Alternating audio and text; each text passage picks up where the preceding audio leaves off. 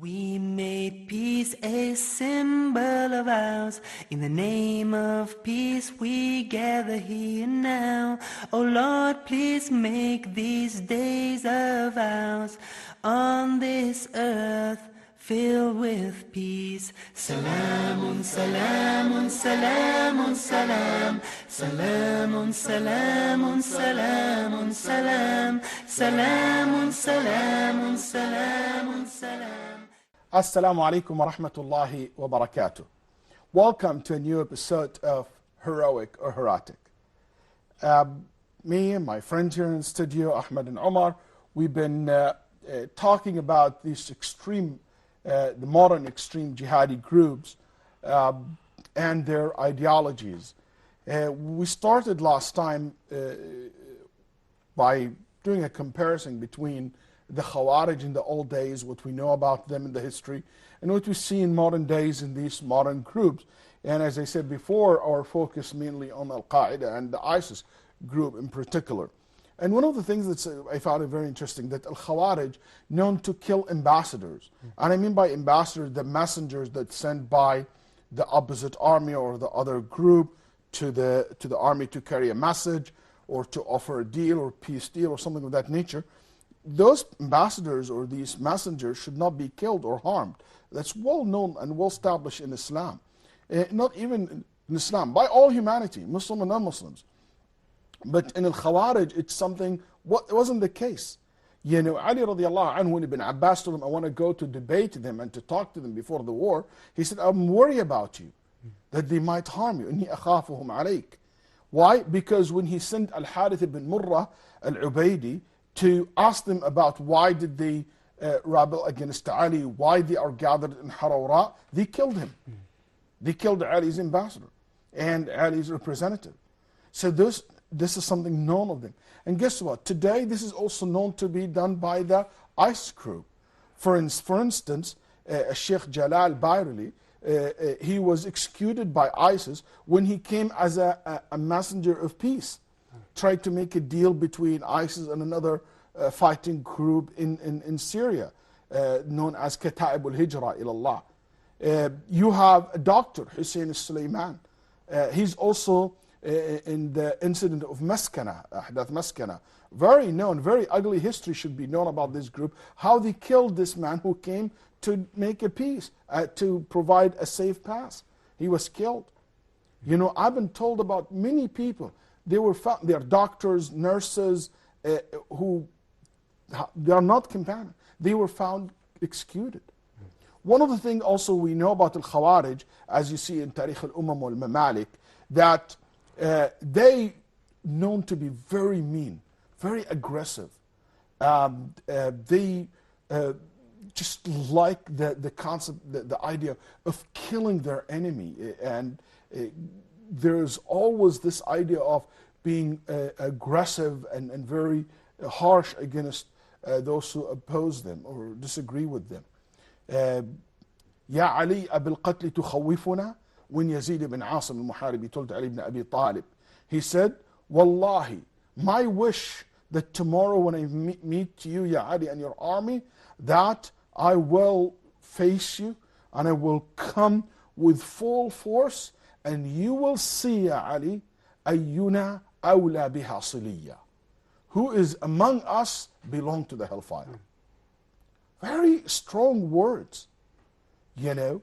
And when you see again Al-Adnani, Abu Muhammad Al-Adnani, saying in one of his talk, we have army in Iraq, army in Syria, like the hungry lions, thirsty for the blood. They enjoy eating the flesh of their enemy. They enjoy this more than enjoying eating any food. And we're going to do this to you, as-Sahawat. What is Sahawat? Do you know what Sahawat? As-Sahawat are groups and tribes in Iraq decided to stand against Iraqi people. Decided to stand against ISIS. As-Sahawat actually are the first group who started revolutions and protesting against the extreme Shi'i states at that time, with al-Maliki telling that the Sunni have rights and this should be a government for everybody, and they were asking for the right. They're not evil people. They're not an occupations forces. They are Iraqi people. And that's the kind of language he's speaking to the Iraqi people. You know, they always give these titles to their the people who oppose them. For example, when you know what they call Ali ibn, they call Al-Hasan ibn Ali. He used to be known as Amirul Mu'mineen. The Khawarij called him Mudhillul Mu'mineen. Because he made a peaceful pact. Because he made a peaceful. He said, you are the one who humiliated the believers. And they call the Ahlul Sunnah wal Jama'ah Murji'ah. They give title to those people who disagree with them. Now you see them, they call Ahrar al-Sham, for example, Ashrar al-Sham. Liwa al-Tawheed, Liwa al-Shirk. You see them in the ulama. They said, Hayat Kibar al-Ulama, they call it Hayat Kibar al-Umala, the traitors. They always like to give these, you know, Shaykh al-Islam, they call Shaykh al-Kufr. And they give these titles to the ulama, Jibt wa Taghut, like what I told you earlier. One of the things that also mentioned in the history, that Abu Ayyub al-Ansari radiallahu anh, the companion, when he talked to the Khawarij, and he, before the battle started, he said, I'm giving an offer. Any one of you did not carry a weapon and killed an innocent person, or لم يستعرض. What's يستعرض? Al-isti'rad in this sense means the mass killing. Yani participate in mass killing. This narration shows us that is one of the things the Khawarij known for. They mass murder people, with regardless who is killed. Indiscriminately. Exactly. And that's something you find it today. We saw how the ISIS, after they occupied part of Halab and Dana and Haram and many other places, they killed all the prisoners. All young, it doesn't matter. In area of Kurdistan. And you see them in the mass, in the suicide bombers. You know, you saw in France, you saw in America, you saw in Europe, you saw many places. You saw them walk into, like Al-Qaeda, for example, Arab Peninsula, walk into a masjid in Saudi Arabia. In a masjid in the southern of Saudi Arabia, and he blew himself up. He go to a Shia masjid and blow himself up. Anyone there will be killed, regardless what his belief is. This is something very interesting to know. Not new. That's something known to be a part of Al-Khawarij action, al-isti'rad fil qatl, which is mass killing. Also, Al-Khawarij known through history, they give prizes to those who killed their enemy. So he said, if you killed so-and-so, I will give you this prize. The one who killed Ali ibn Abi Talib, you know what his prize was? To marry Qitam bintu al-Shihna. She said, I will marry, my mahar, my dowry, is to kill Ali ibn Abi Talib. And it is many incidents like that. So here you say that Al-Adnani, once of his talk, he told the ISIS groups, he said, anyone will kill one of the leaders of the army and the free army, the Free Syrians army, Al-Jaysh al-Hur, he will have this amount of money if you kill one of their generals. And I can go on and on in many examples like this. But if this is the case, that leads me to a very important point I would like to cover it quickly with you guys. You see the similarity. How those people think. If we want to go into their mindset, how they see the world, how they basically build their view of the world, how they brainwash people. How can you convert someone who's a very normal person to kind of accept these ideas? And I think that's something worth looking into. And one of the first things I would say, I noticed, that they like to see and to understand reality through history. And I mean by that, they look at what's happening today, then they go back and search in the history or some textual evidence, and they said, that's what you see today, is that what the Prophet meant, or that what happened in the past. So they see it in that lens. They don't see the reality as what's happening now. They try to see it in a historical perspective.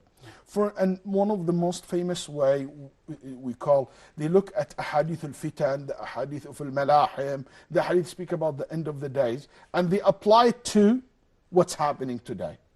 So he said, that's exactly what the Prophet was talking about. Or they said, this particular group are what the Prophet ﷺ meant that it will appear. For instance, one of the most famous things that they say today, that you see they have the black flag, صح? Yeah. So what they say إذا أقبلت الرايات السود من الشرق والرايات الصفر من المغرب حتى يلتقوا في سرة الشام يعني دمشق فهناك البلاء يعني وهناك الهلاك. When the black flags comes from the east, and they said, we're coming from Iraq, east, and the yellow one comes from the west, okay, and they said, oh, look at the Hezbollah has the yellow flags or whatever, colors, and they meet in the Sham, so this is where the real test is. So they are the one who the Prophet ﷺ mentioned, and they mentioned another narration from Ali as well. They will bring hadith ibn Hiwala, for instance, where the Prophet ﷺ said, it will end up that there will be a huge army in Sham, and an army in Yemen, and an army in Iraq. The Prophet ﷺ say. Then the Prophet ﷺ asked by Ibn Hiwala, which army should I join? He said, go to the army of Sham. Then they said, look at us. Okay, we have Al-Qaeda in Iraq, Al-Qaeda in Syria, and Al-Qaeda in Yemen. Okay, but it didn't work for them very well because ISIS and Al-Qaeda can't stand each other now. So ISIS, they don't have kind of more follower in Yemen as much as Al-Qaeda. But they will make this ahadith and say that's what the Prophet ﷺ said. So here we are. That's what the Prophet ﷺ spoke about us. And just for the record, this hadith, the black flags come from the east, this hadith reported by Nu'aym bin Hammad, and it's absolutely weak hadith. It is absolutely weak, and there is no way for us to be accepted.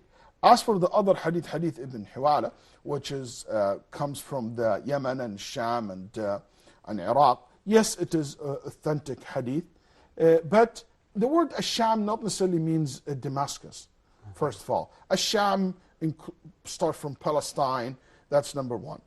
Number two, that to claim that this hadith, talking about this particular group, is basically claiming and attributing lie to the Prophet ﷺ, because the Prophet never said that, and he cannot claim that at all. And this is speaking about the whole ummah will come into three groups.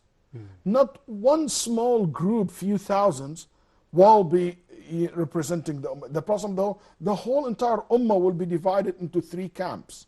Camp in Iraq, camp in Sham, and camp in Yemen. So you can't say that this hadith talk about your group. But my point is that's how they like to see things.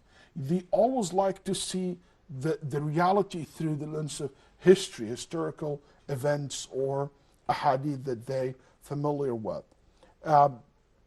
One thing else I notice about them before we go to the break, I just want to mention, maybe we can think about it and we discuss it after the break, that their ideologies develop very quickly, rapidly. And this is something, inshallah, we'll talk when we come back from the break. So stay tuned and see you soon. Peaceful, peaceful, peaceful, peace. Peaceful, peaceful, peaceful, peace.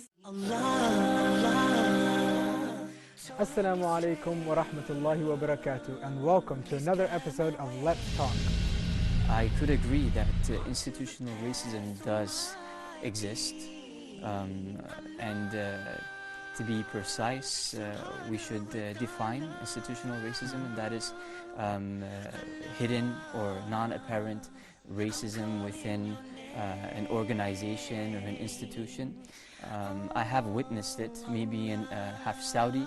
My last name is Arab, so when I moved to the States back in 2002, after the incidents of 9/11, I did face some racism.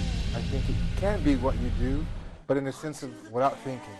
The things you do naturally without having to stop and think, that just come out.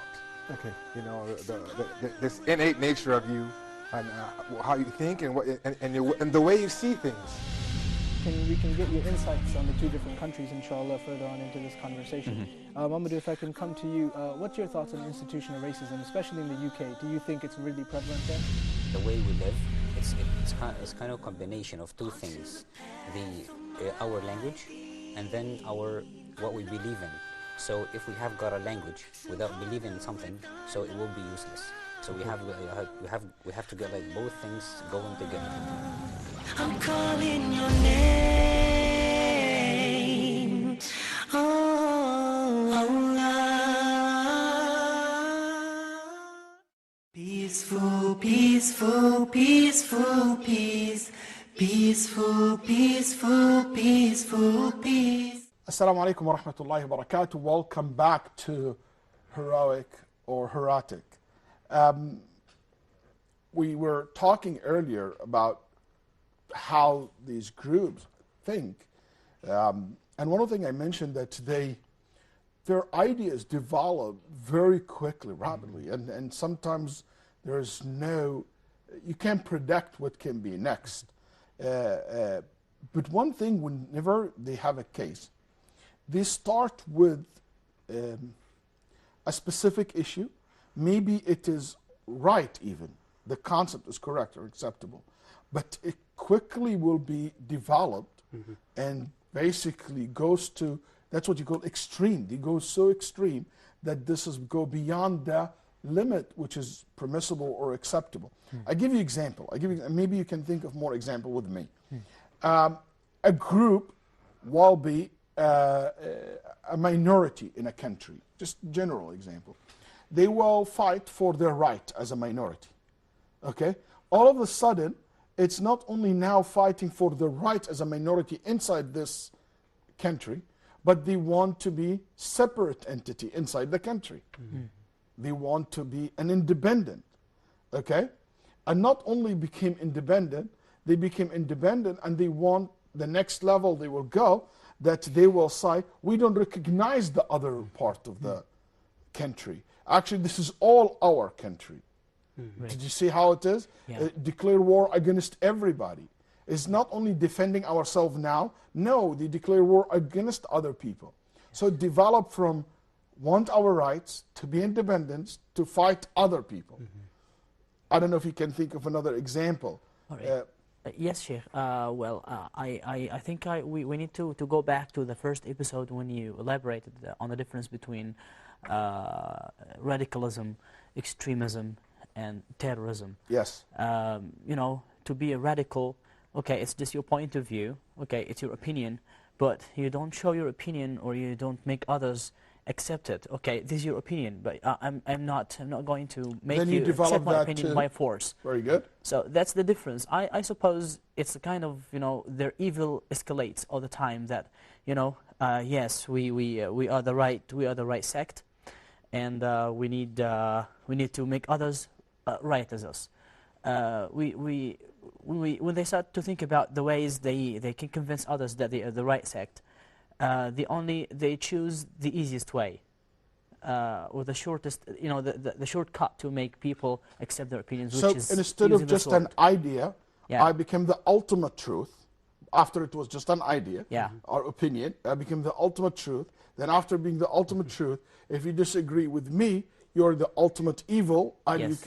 and then after that, you're not only evil, you should be killed. Yes. So it's developed. Yeah. Example, a lot of them start with saying certain individual in governments are kuffar, or certain individuals or ranks are kuffar. All of a sudden, they're not only kuffar that should be fought. It is the whole entire army. Then after the army, the whole entire police force. So the whole entire judicial system. Then the whole entire government, ministers, the whole entire people who work for these ministers. Everybody work for the government. But at least so far what? The people who are not in the Qita al-Khas or the private sectors are protected. But guess what? They go next level. They said, if you agree to live under their ruling, you became one of them. Wow. That lead the whole society became. See how it developed from individual to be very big. It starts with takfir to tafjir, from saying kafir to blow him up. from a scholar that you disagree with to may call him hypocrites, to call him sellout. Then after that, murtad, person left Islam. Then after that, another level, which is targeting him and killing him and threatening his life. Look at the suicide bombs. How it started and how it ended up today.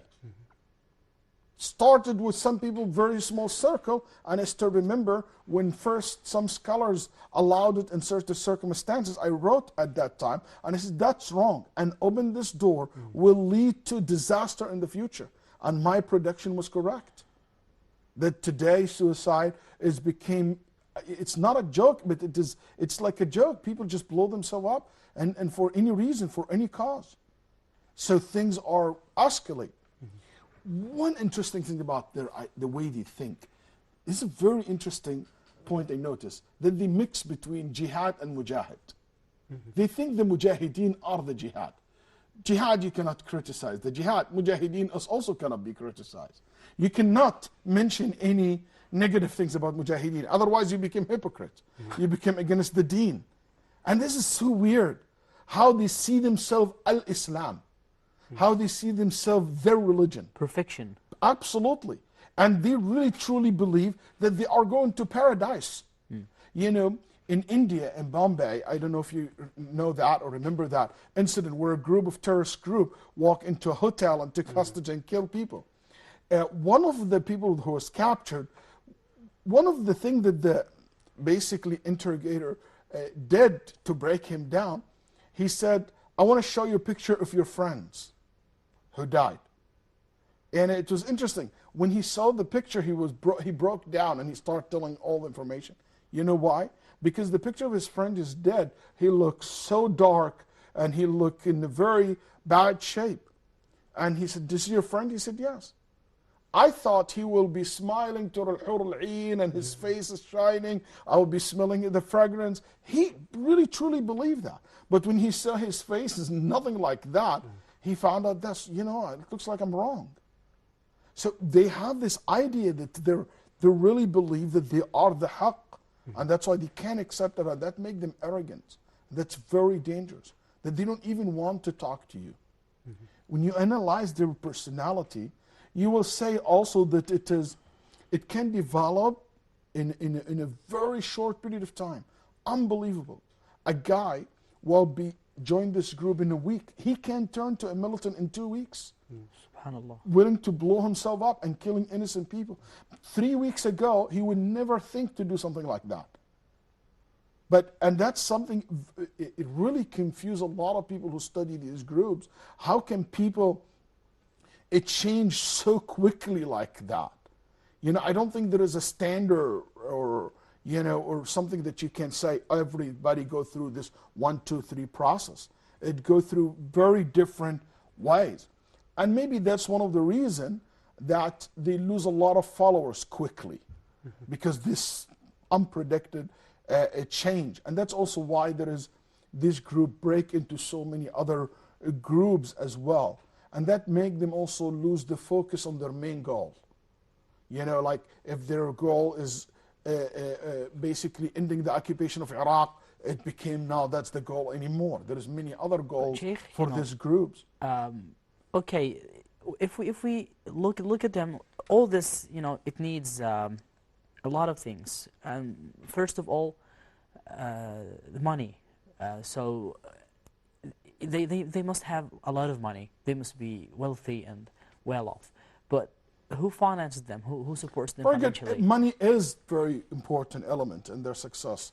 And unfortunately, it comes from different ways. Some of them, they use, basically, believe it or not, some of them use selling drugs. Wow. And there's a huge connection between the terrorist group and the drug cartels. They use each other's to fund each other's. Also in Iraq, one of their main source is basically the oil and selling it to the black market. Also the thing that they steal from the museums, you know, the heritage of Iraq and Syria, they steal this and they sell it in black market for thousands of dollars. One of the things they use sometimes, they fool some Muslims by saying, oh, we charity, they lie. We support the orphan and stuff like that, but they take the money to fund themselves. Stealing. There is a very famous fatwa by Al-Maqdisi and other people who give fatwa in the occupation of Iraq, and that occupation of Kuwait, that stealing the banks is halal. Stealing from the kuffar, they call them, it's halal. You know, when they killed Ali ibn Abi Talib, they went to his, because Ali is rich, so the Kharij killed Ali, they look at his money, so they looked at each other, then one of them said, إِذَا أَحَلَّ اللَّهُ لَنَا دَمَهُ أَحَلَّ لَنَا مَالَهُ. He said, if Allah allowed us to kill him, and to spill his blood, so that means if his blood is halal, so his money is halal too, so let's steal it. These people are horrific. Yeah. So yes, exactly, there is no limit. One thing is also very interesting to say, that because of this unpredicted change and this confusing and fast change, sometimes they come with unacceptable, logically, goals. You know, for instance, if you look at the seerah of the Prophet ﷺ, and Nabi ﷺ never had to fight two fronts in the same time. Never declare war in two fronts in the same time. That's wise person. Say that. Look at these guys. Unbelievable. Al-Qaeda declare war against who? Against all Muslim countries. Declare war against all the West, against Russia, against all the world. Basically, they declare war against the whole entire world. Unbelievable. That's insane. So, and I guess this is because of what I said. They basically they quickly change their views. They develop in an unpredictable way. They contradict themselves. One of the clear signs of these guys, they contradict themselves a lot.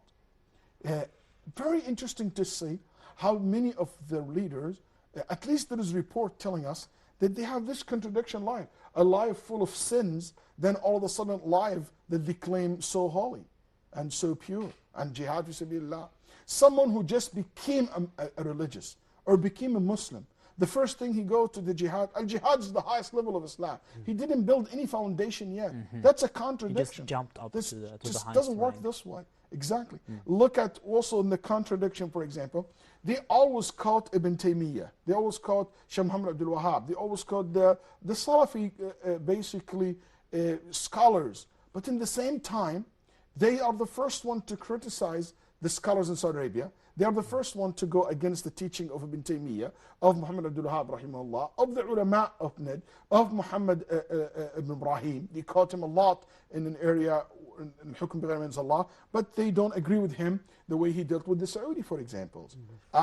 With this, we'll end our discussion today about this episode, but definitely we'll continue this talk, inshallah ta'ala, in the next episode. Looking forward for it. Thank you, Ahmed and Omar, for being with me today in the studio. And I would like to thank all our viewers for listening to this series, Heroic or Heretics. And also I'd like to extend my thanks to all the team here in the studio. Assalamu alaikum wa rahmatullahi wa barakatuh. Peaceful, peaceful, peaceful, peace. Peaceful, peaceful, peaceful, peace. Peaceful, peaceful, peaceful, peace. Peaceful, peaceful, peaceful, peace. We made peace a symbol of ours. In the name of peace we gather here now. Oh Lord, please make these days of ours on this earth filled with peace. Salamun, salamun, salamun, salam. Salamun, salamun, salamun, salam. Salamun, salamun, salamun, salam. Salamun, salamun, salamun, salam.